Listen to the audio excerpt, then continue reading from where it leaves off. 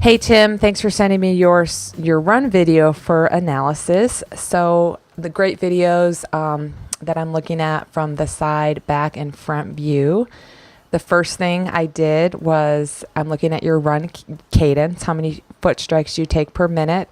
And that looked, I could tell from the beginning, that looked really good. You're about 92, between 90 and 95 1 foot strikes a minute, or between 180, 192 foot strikes a minute.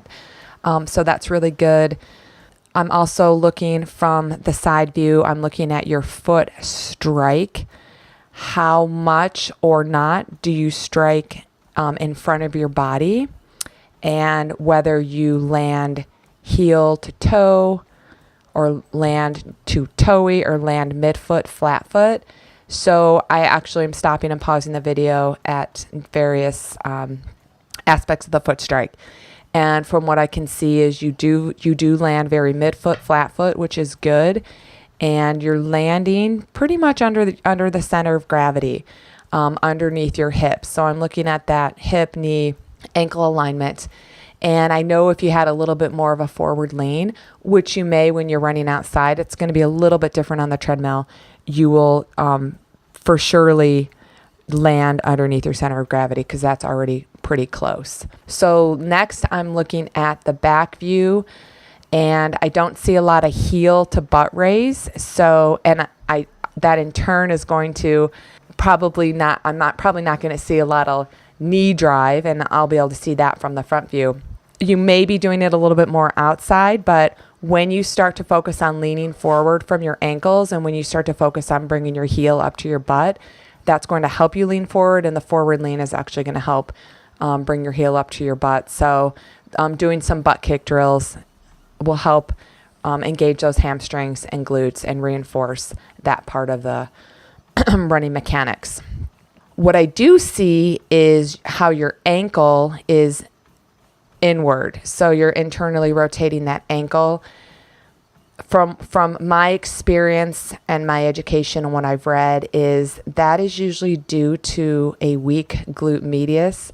So I'm wondering if your right ankle ever hits your left calf. That'd be interesting to know. It looks like it wants to, or it's about to.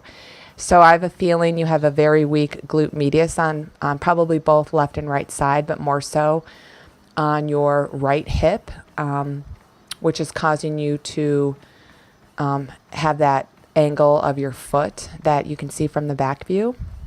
And so we're definitely going to want to work on some glute mobility and strengthening and exercises. So now moving on to the front view, which is exactly what I thought I was going to see, is you don't have much knee drive.